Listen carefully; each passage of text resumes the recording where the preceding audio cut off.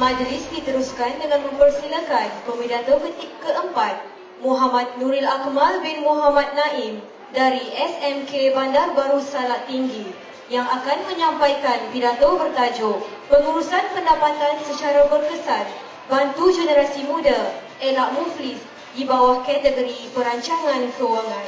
Dipersilakan.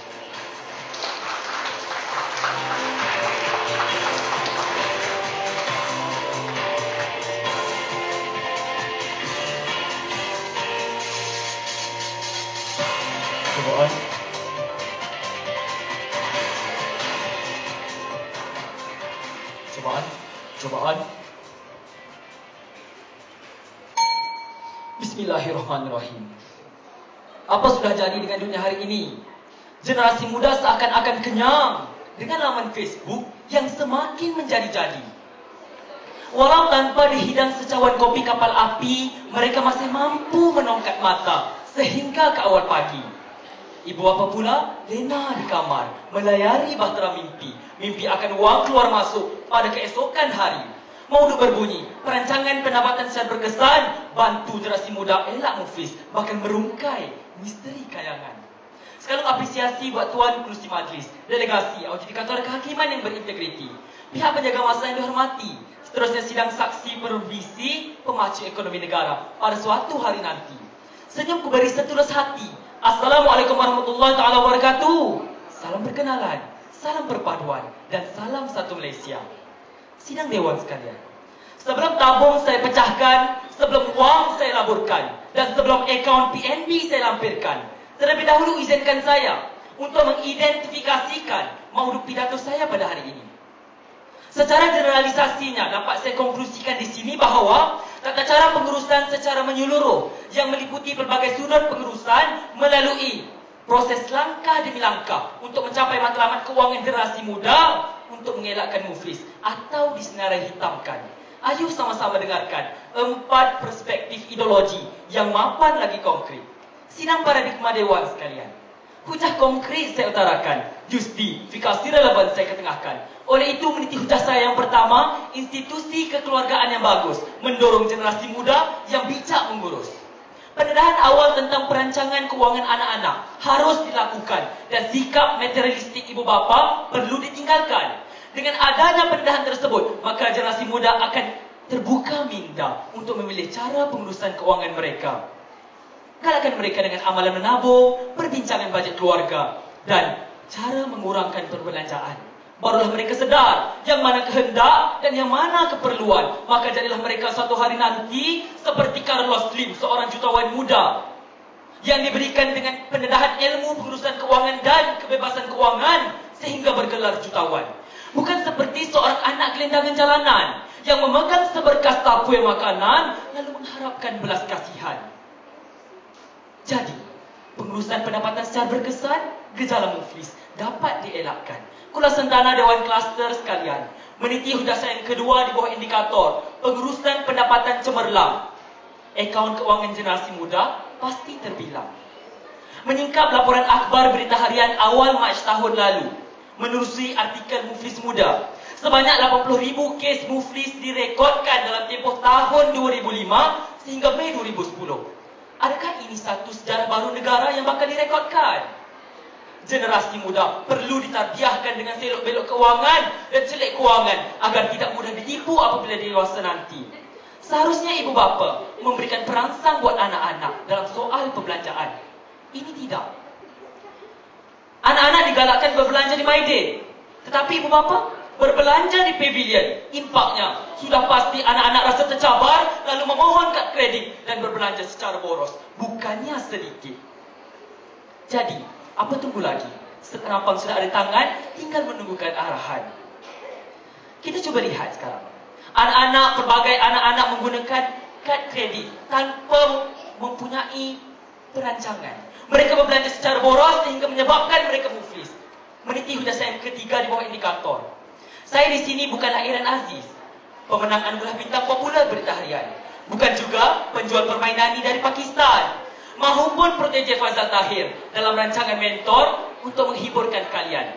Tetapi saya adalah pemidato negara berkarisma, PNB yang bertuah. Oleh itu tercapangkan telinga anda mendengar segala isi hujah di bawah indikator ketiga, pengurusan keuangan yang sistematik, pencetus kebebasan keuangan generasi yang pragmatik. Persatuan Akauntan Bertauliah ACC dalam bukunya mengenai keuangan individu ada menyatakan bahawa ibu bapa ialah role model bagi anak-anak. Oleh itu galakkan anak anda menekan hujung jari pada laman duitsaku.com, bukannya www.facebook.com. Tersilap tekan, bobroklah kehidupan. Tersilap langkah pasti parah. Jika RM5 boleh diperuntukkan untuk majalah hiburan, mengapa tidak dengan RM1 untuk buku wang saku penentu masa hadapan? Sidang paradigma dewan sekalian. Meniti hujah saya yang terakhir di bawah indikator perancangan keuangan yang bestari. Ekonomi negara pasti teguh berdiri. Saya suka untuk menarik konsentrasi anda untuk menghayati dan mencontohi sikap Warren Buffett, seorang pemuda terkaya di dunia sejak berumur 14 tahun yang memiliki dana sendiri untuk membeli 46 ekar tanah. Amat menakjubkan.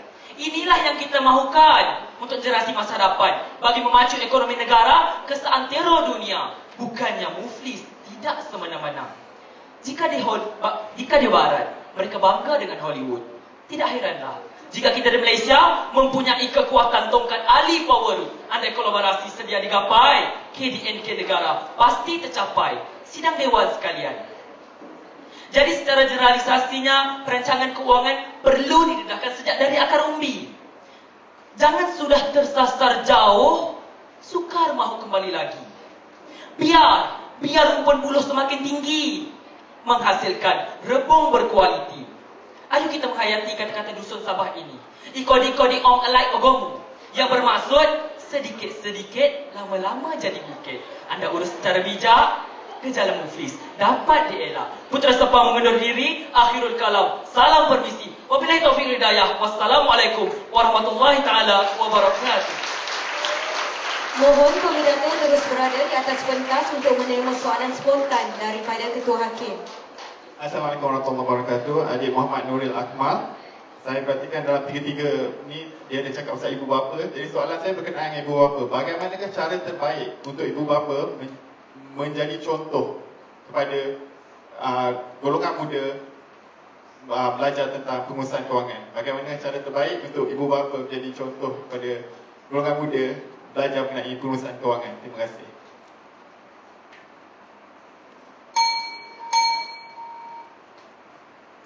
Terima kasih delegasi Yudikator Kehakiman yang berintelektualkan keadilan. Soalan yang amat bernas. Mudah saja jawapannya. Ibu bapa adalah orang yang paling dekat dengan anak-anak. Ibu bapa keluar membeli barang bersama anak-anak. Pelbagai barang-barang dibeli bersama anak-anak seperti hari raya. Ibu bapa membawa anak-anak. Jadi ibu bapa di sini ibu bapa boleh menjadikan contoh pada anak-anak dengan mengajar mereka tentang cara memilih harga sebelum membeli barang. Kerana anak-anak ibarat kain putih yang perlu dicorakkan oleh ibu bapa. Kerana ibu bapa adalah agen perencana bagi anak-anak. Analoginya mudah di sini. Sebiji kek tidak akan cantik tanpa hiasannya. Begitu juga anak-anak akan boros tanpa pengawasan ibu bapa. Jadi ibu bapa adalah role model terbaik untuk anak-anak bagi memastikan anak-anak elak muflis dan juga pendapatan secara keseluruhan dapat dikawal. Generasi muda akan datang. Lagi satu. Seterusnya. Bagaimana ibu bapa menjadi contoh kepada anak-anak?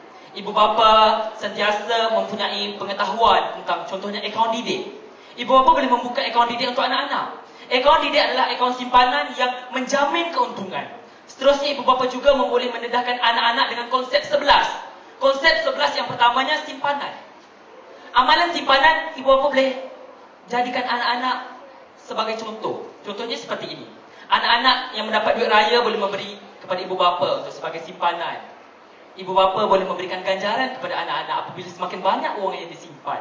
Jadi, anak-anak akan merasa gembira. Jadi, itulah jawapan saya. Sekian wabillahi taufiq hidayah. Wassalamualaikum warahmatullahi wabarakatuh. Demikianlah tadi persembahan pidato oleh Muhammad Nuril Akmal bin Muhammad Naim dari SMK Bandar Baru Salak Tinggi. Terima kasih diucapkan.